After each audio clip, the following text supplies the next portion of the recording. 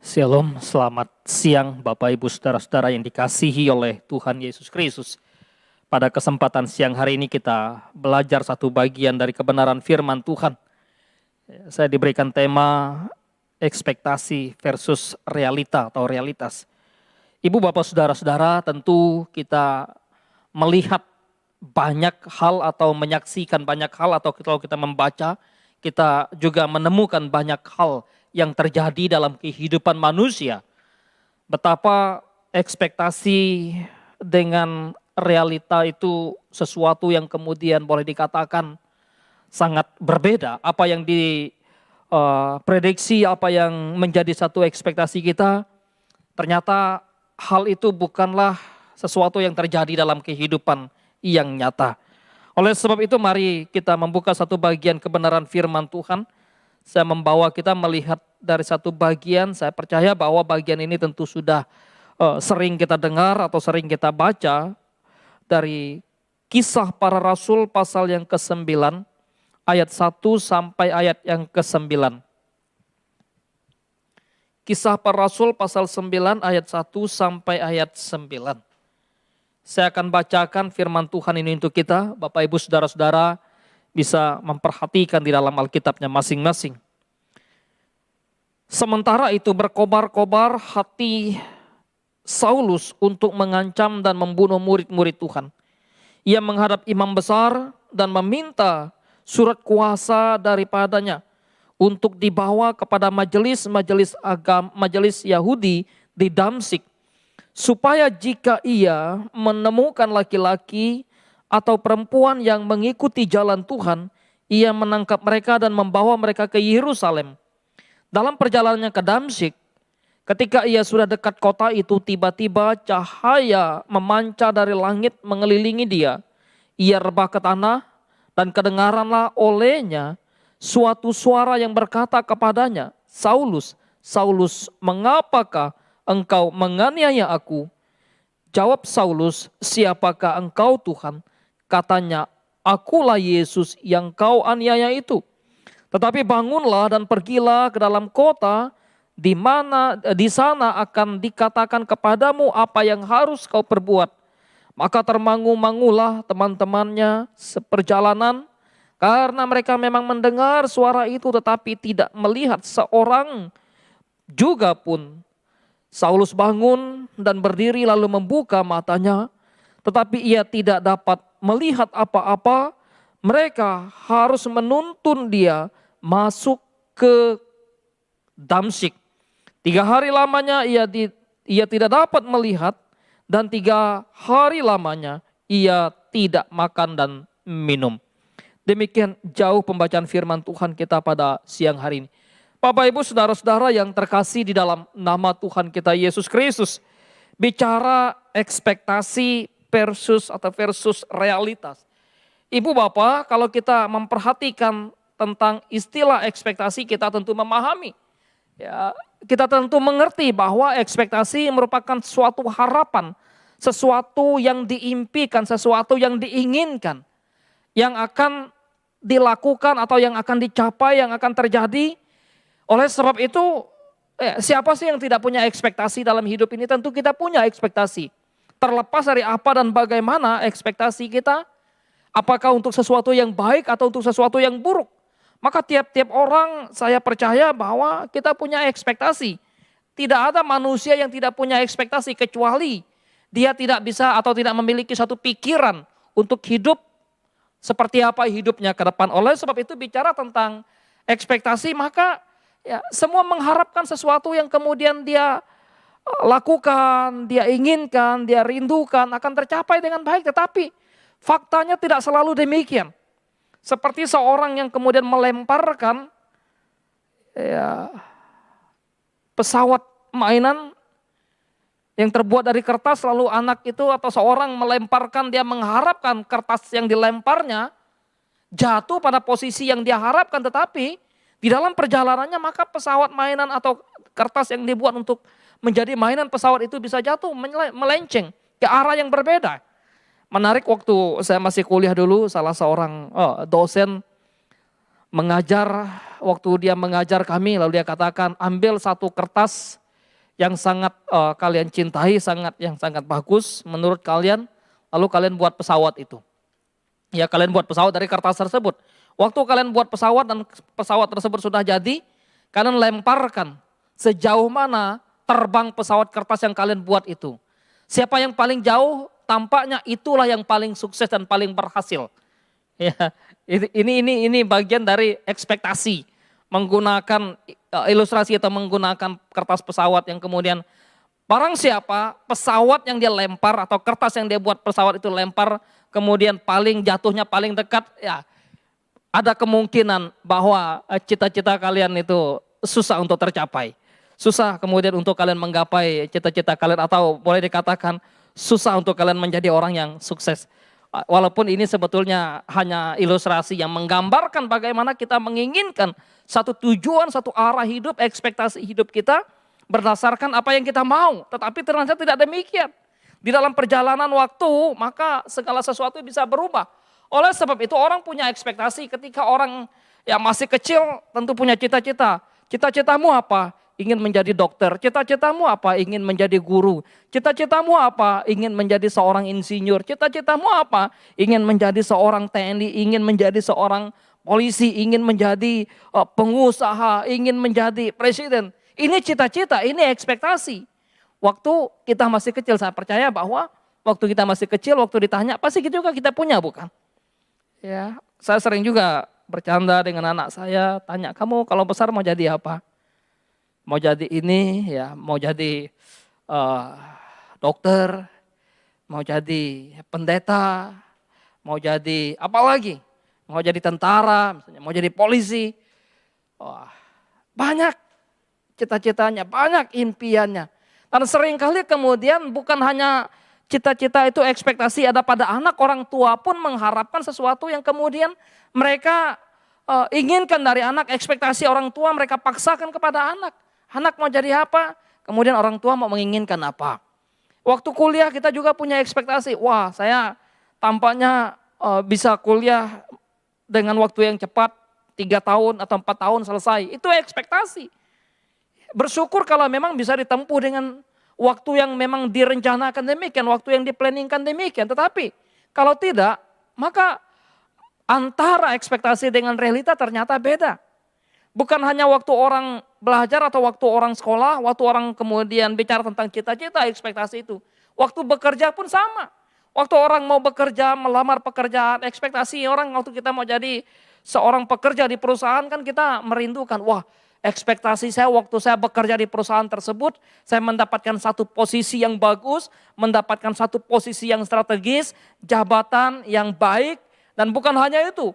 Waktu saya bekerja di salah satu perusahaan, maka ekspektasi saya mendapatkan satu upah, satu pendapatan yang besar, dan dari situ kemudian saya bisa merancang, menata kehidupan saya, itu ekspektasi. Tidak salah tentunya dengan hal-hal yang demikian, tetapi kembali bahwa ekspektasi bukanlah satu realita yang kemudian akan terjadi. Ekspektasi bisa terjadi, bisa tidak.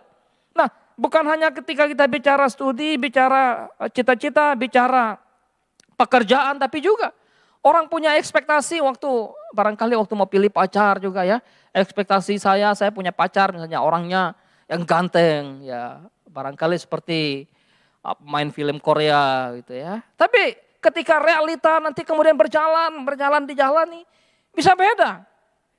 Wah saya punya ekspektasi nanti saya punya pacar, saya punya calon istri atau calon suami. Seperti bintang film Hollywood misalnya ya. Tapi ternyata hal yang dialami beda. Atau waktu kemudian orang merancangkan satu keluarga, merancangkan satu pernikahan, ekspektasi mereka akan hidup harmonis, mereka akan hidup bahagia, mereka akan hidup sejahtera, mereka akan langgeng sampai tua, sampai kakek, sampai nenek, sampai opa oma. Tapi fakta ternyata berbeda di tengah perjalanan. Itu ekspektasi. Karena itu bicara tentang ekspektasi, memang tidak semua ya seperti apa yang kita bayangkan.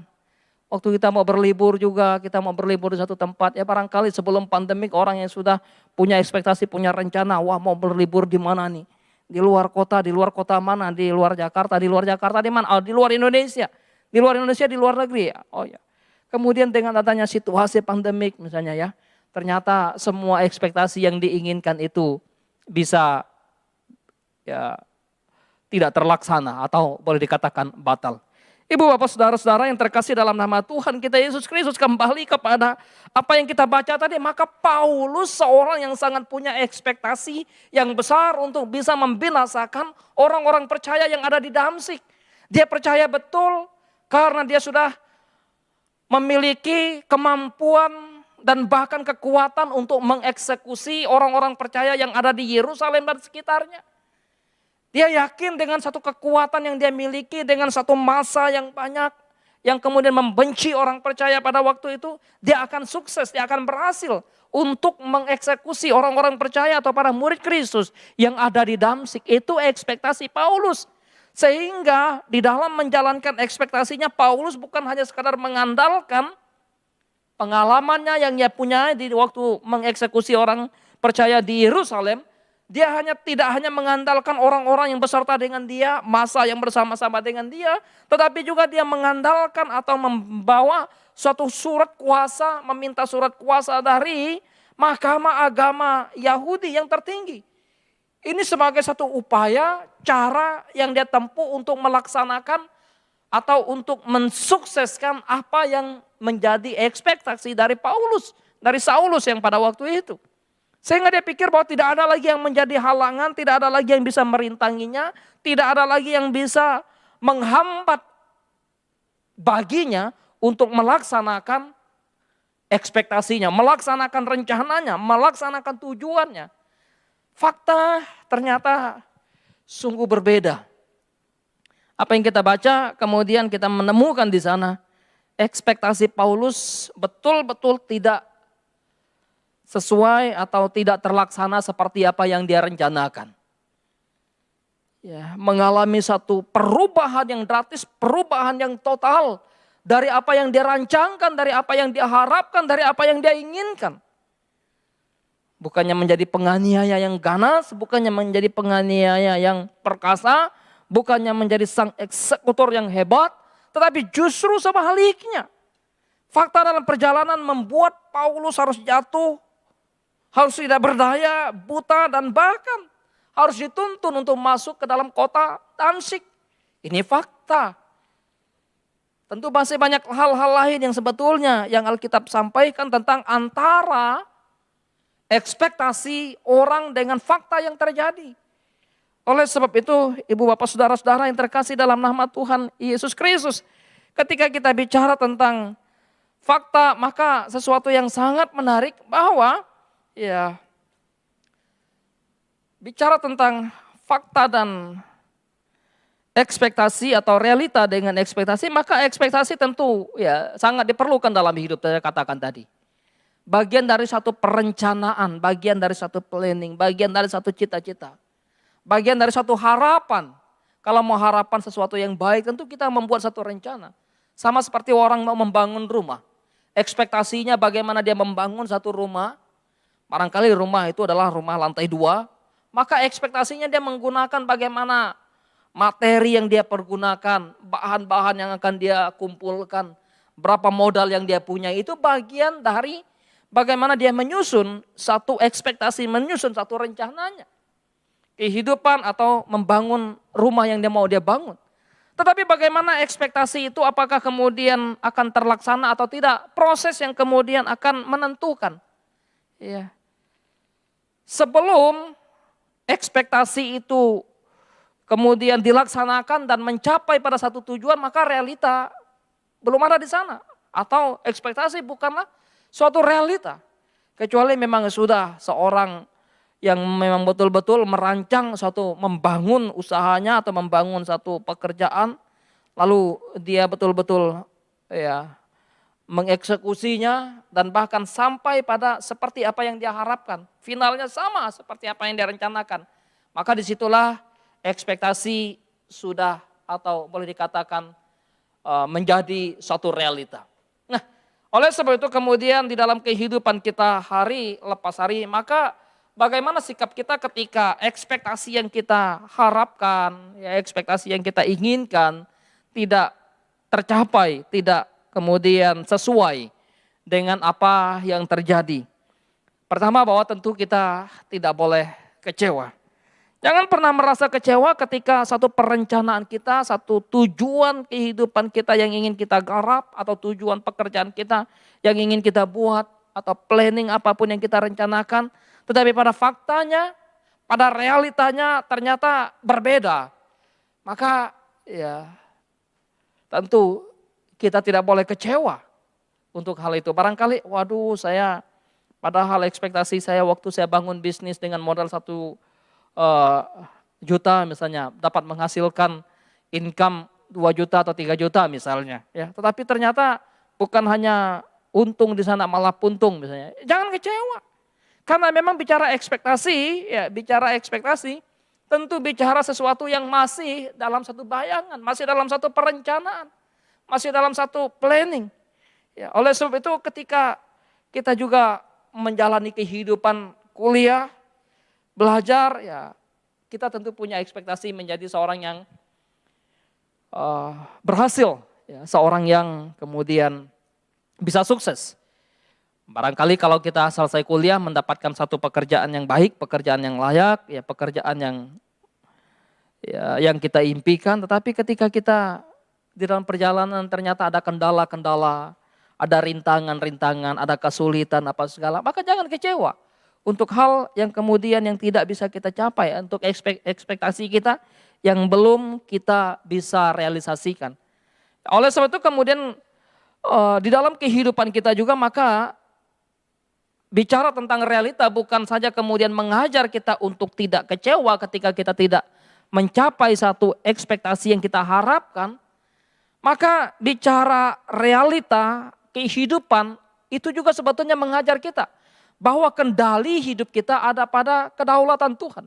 Bukan sekedar ada pada kekuatan kita, bukan ada sekedar pada kemampuan kita, bukan sekedar pada kepintaran kita, bukan sekedar pada berapa modal yang kita bisa pergunakan, bukan seberapa banyak orang yang kemudian bisa ikut kita untuk mengambil bagian dalam pekerjaan tersebut. Bukan hanya sekedar itu, tapi bicara tentang realita adalah bicara tentang kepengakuan kita akan seperti apa dan siapa yang berdaulat atas hidup kita.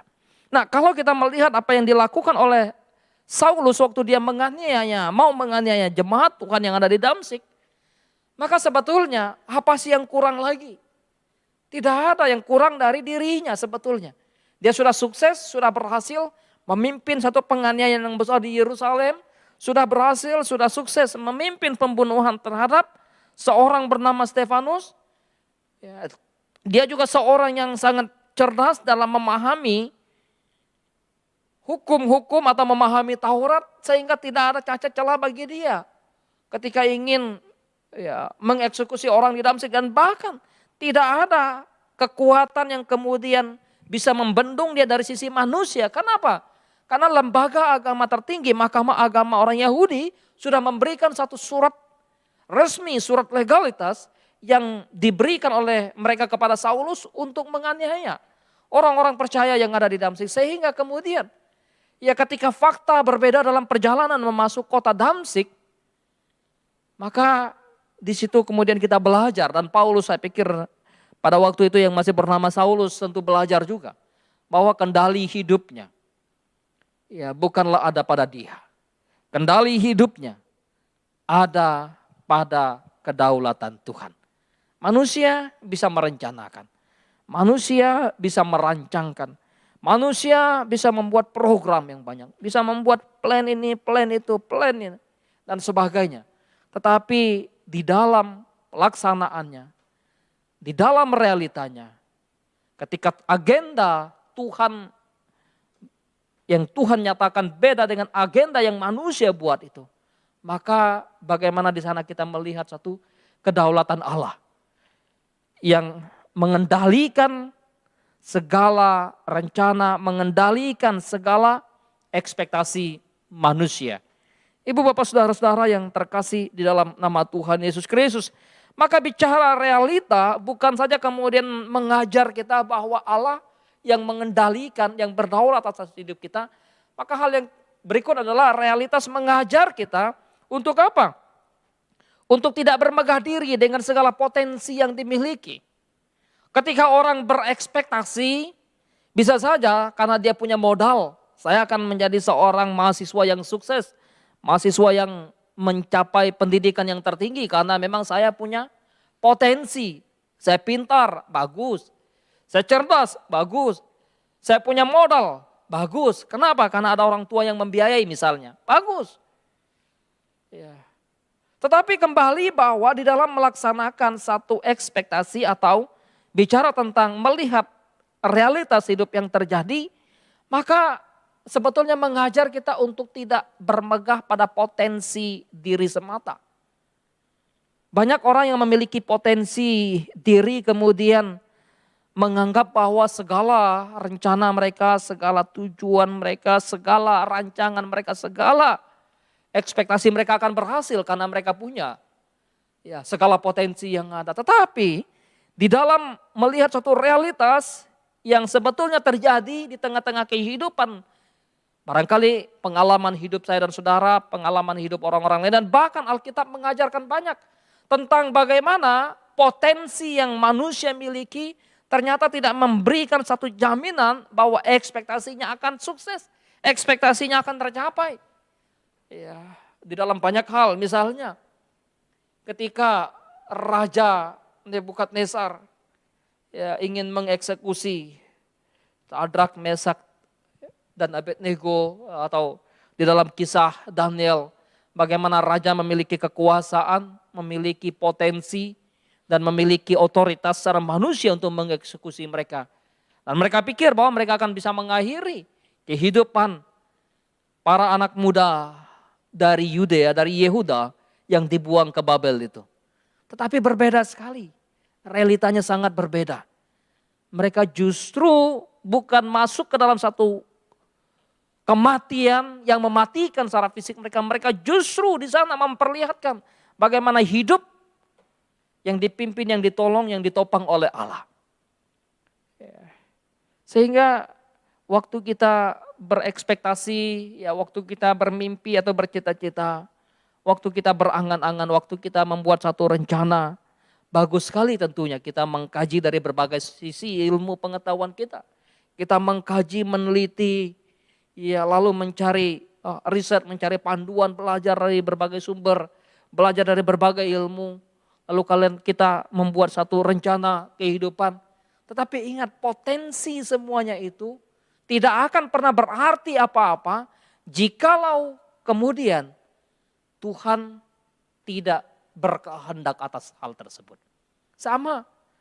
Ya, waktu kemudian para murid mengikut Kristus, barangkali waktu mereka bersama-sama dengan Yesus, mereka pikir mereka akan aman terus. Mereka akan nyaman, mereka akan mendapatkan satu penerimaan, mendapatkan satu penghargaan, mendapatkan satu apresiasi dari orang-orang di sekitar mereka. Mereka tidak mengalami tantangan, badai, gelombang dan sebagainya. Itu persepsi mereka, itu ekspektasi mereka.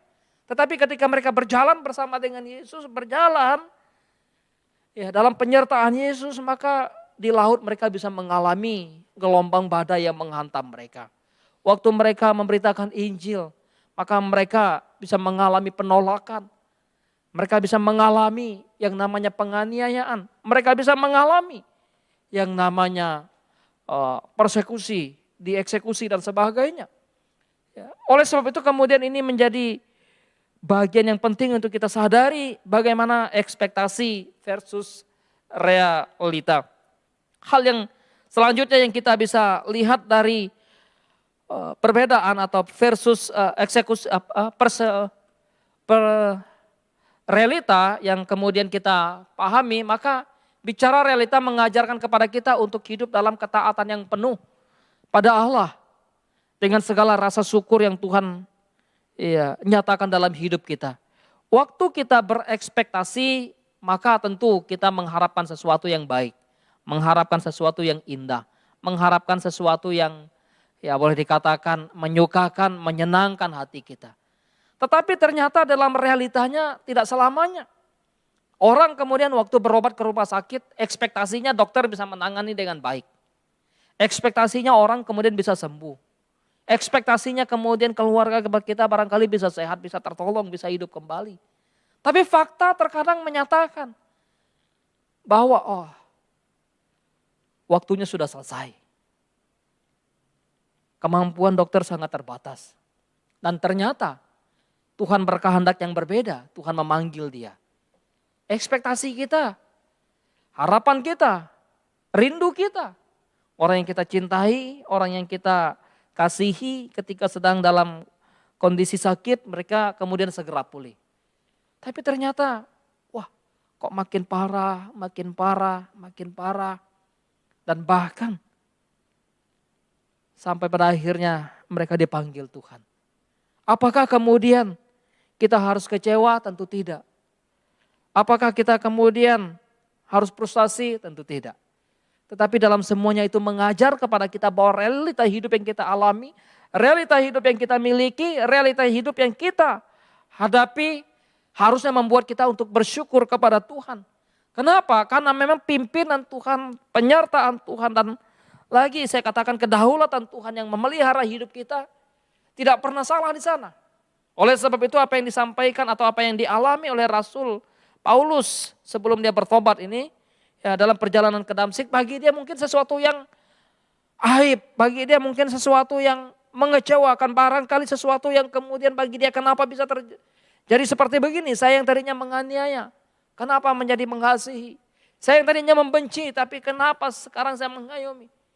Tetapi itulah realita hidup, bahwa di dalam semuanya itu baru kita menyadari betapa bersyukurnya Paulus dalam kehidupan dalam surat-surat berikutnya merasakan pertolongan Tuhan, merasakan pimpinan tangan Tuhan, merasakan penyertaan Tuhan yang luar biasa.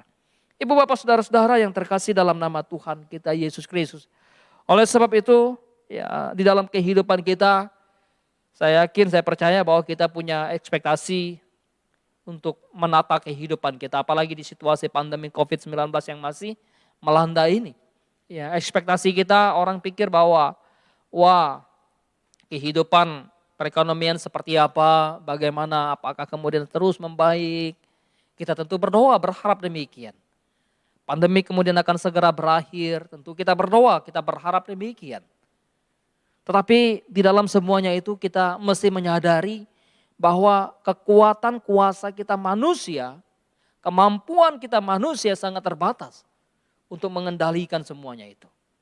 Tetapi bagaimana kita percaya kepada pemeliharaan Tuhan, pertolongan Tuhan, campur tangan yang memimpin kehidupan kita sebagai orang-orang percaya. Sama, barangkali kita akan berpikir, waduh betapa sulitnya mencari pekerjaan saat ini. Bagaimana membiayai kehidupan, bagaimana membiayai pendidikan, bagaimana membiayai atau membayar segala biaya hidup, makan, minum dan sebagainya. Tapi kita percaya bagaimana ekspektasi kita yang barangkali menakutkan itu, yang membuat kita bisa pesimis dalam menghadapi kehidupan.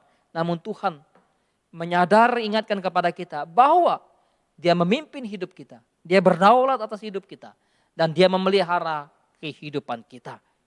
Dan saya percaya Bapak Ibu Saudara-saudara tentu merasakan bagaimana campur tangan Tuhan yang luar biasa. Memimpin, menolong kehidupan di dalam kehidupan hari lepas hari. Jangan pernah berputus asa atau jangan pernah berhenti untuk berekspektasi yang baik, yang benar, yang menyukakan hati Tuhan. Dan serahkan itu semua kepada Tuhan. Biarlah Tuhan yang memimpin, Tuhan yang menolong kehidupan kita. Mari kita tundukkan kepala, kita berdoa kepada Tuhan.